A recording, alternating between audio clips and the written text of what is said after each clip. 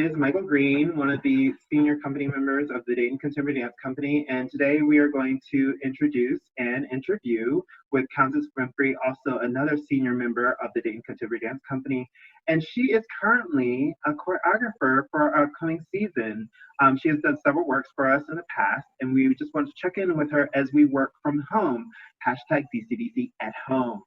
So we want to know, Countess, first of all, how is the experience being at home and working at home? I think the experience being home has been going well. I'm really excited to be working from home, well, to be working. And since we got to do it at home, it's kind of cool because I feel very comfortable in my space. I think that some of the challenges, I don't really see as challenges, but more so opportunities to just explore in a different way.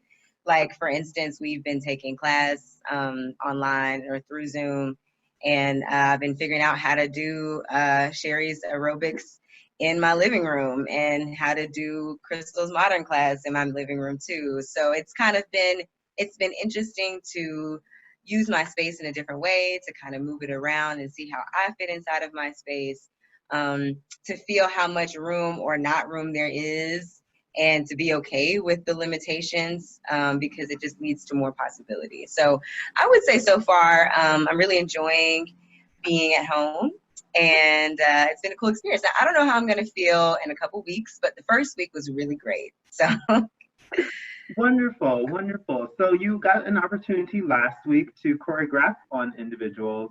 How was that experience? What was the inspiration, and where do you see this going? Okay, I would say it was a really cool experience. I wasn't sure what was going to come out of that hour and a half that we had, but some really beautiful things were happening. I started with teaching a very simple combination. One, because I know that we're still getting acclimated to moving in our homes, and two, it was our second moving day back to work. And I didn't want to present anything that felt like it could be overtaxing, thinking about our bodies and also just thinking about our mental spaces, and this also being a new way of working. So I just wanted to start with something very simple. The inspiration came from some ideas that I have about the piece. The piece I'm creating is going to be done in collaboration with my brother, who is a musician. He's a jazz saxophone musician, and he is going to be composing the music for this piece, and I'm going to be producing the choreography for this piece. So since he's my brother, I've been trying to think about things that exist between us, aside from us just being family, that would make this piece be representative of the both of us, and maybe even our relationship between each other. So I kind of started with some of those ideas and just created a very small phrase. And then from creating that small phrase, I had everybody do it a couple of times. And it was interesting because it depends on where everybody's internet and Zoom life is as to how they do or don't move with the rest of the ensemble. But even that was kind of cool to see. And then I started giving people assignments to repeat movements in different places, or to reverse a movement, or to do just half of the movement, or to do one movement over and over and over again, but in many levels. So we took that big space phrase and we kind of played with some different tasks. And it's really nice that I get to work with 10 of the dancers right now for this process. I don't know if I'm sold on just 10 or if I'm going to add more, if I'm going to have less, but I think 10 was a really good number to start with to kind of see where it could go. The next test I had them do was to find structures or items in their house to do the movement with and in and around.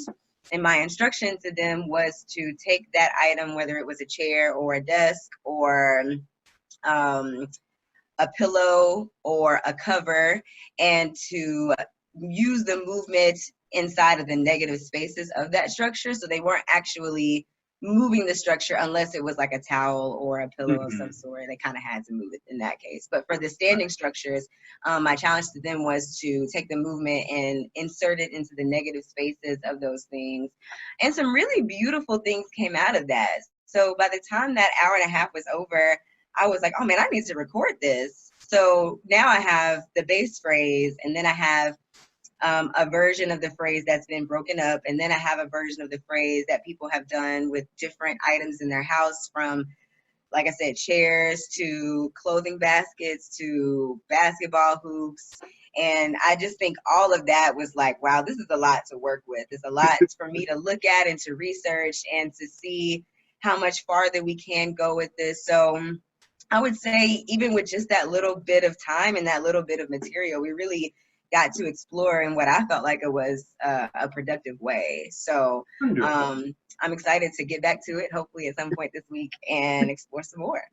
Yes, definitely. So then, as you're working through this, you are also on the other side of things. You were getting a piece reset on you.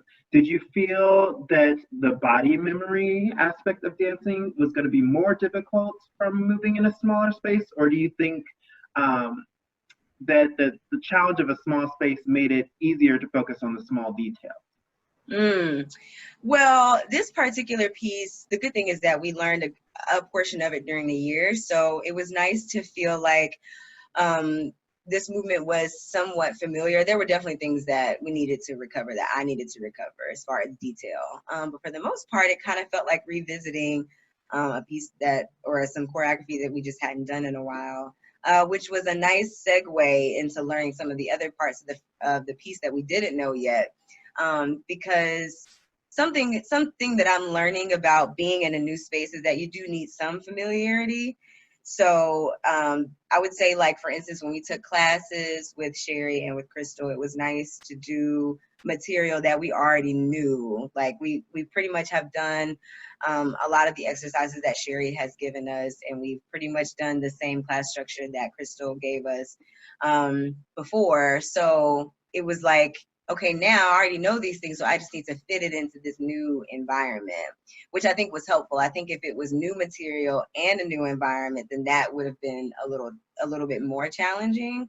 There's also a bit of a challenge looking at choreography being taught on a video.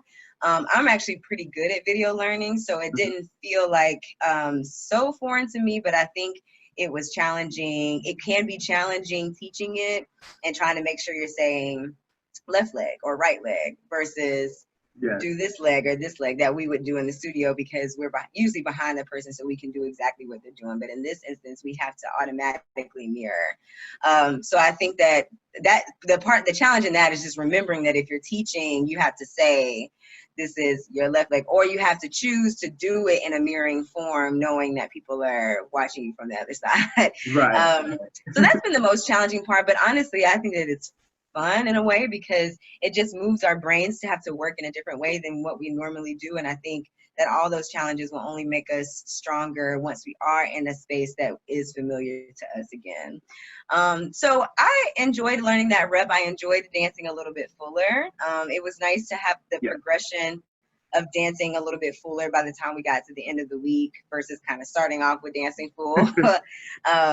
Plus, it's given me, and I'm sure others, time to really acclimate to their space and see how far they can push the limits, and also to remember that, you know, these won't be the limits forever, and all the things that we already know how to do still exist. So sometimes it's just tapping into that and deciding that, oh yes, I'm at work right now. I'm not chilling. I'm not sitting at home on the couch. Like, this is time for work. So it's nice to be able to put my brain there. So then the space is just the space, you know, and I can really still exist as a dancer inside of it. Right. So briefly, I just want to cover how it is to have the physical dance space in your home space, but also separating the relaxation space. How are you accomplishing that? Because as a dancer, you don't get the opportunity to simply say, this is my office room, desk, chair. We often are pushing aside tables and like assorted other items in order to make room for our body. And sometimes that comes into the space that normally you would feel relaxation. So how are you handling that? Yeah, I've definitely had to decide. I don't think it was as challenging for me as I thought it would be, but I just had to decide that I'm at work right now. This is what work is. And typically during the workday, I've not been sitting on my couch, because my couch is normally where I'm sitting if I want to relax. So I feel like if I sit on my couch, during work time, that's going to be a little bit more difficult for me to separate. So I have a desk in my home. So I've been sitting at my desk a lot, or I sit on the floor a lot anyway. So I've been sitting on the floor, or I'll try to sit in seats that I don't sit in when I'm relaxing, so then I can remember that I'm at work. I do a lot of things that we do for work on my computer, so then it really feels like I'm doing work. And then once work is over and once I'm done with what I've been doing for the day, I turn my computer off and I put it down and I put it back on my desk. And then that's when I decide that I've switched over. I don't really do anything in my bedroom, just because I'd rather keep that space for resting and for sleeping. So I've pretty much so far been using my desk office area for doing like the business side of things. Like we've been having committee meetings about things, strategic planning that we want to do for the summer and the fall. So all those things I've been doing at my desk. And then when it's time to move, I've been moving in my living room, which at the moment seems big enough for me to really do what I need to do. And then at lunch, that's when I'll go to the kitchen. I mean, if I want some water, I'll go to the kitchen. But I try to stay out of what feel like common areas for me to relax or get out of my working space. I try to stay out of those areas until it's time. But I've actually I felt pretty decent about knowing, like, right now I'm at work and I'm not off of work until 5 o'clock or 4 o'clock or whenever the end of the day is. So I think more than anything, it's a mindset, and it can be tricky when you're working from home, because home is normally where we are at the beginning and the end of the day, and we're normally relaxing or using that time to prepare. Or if we're on the weekends, we're relaxing during that time too. And so I know it can be difficult to do that, but so far I've been able to really just key in on doing the work. So Wonderful, wonderful. Well, we are glad that that is a process that is working for you. And I know as one of the fellow dancers, I am also finding it a process that is working for me as well. And so we're looking forward to seeing how the choreography aspect comes out in you. And we're also looking forward to how we can progress from here. So thank you so much for this interview today. I will talk to you later. all right. Thank you.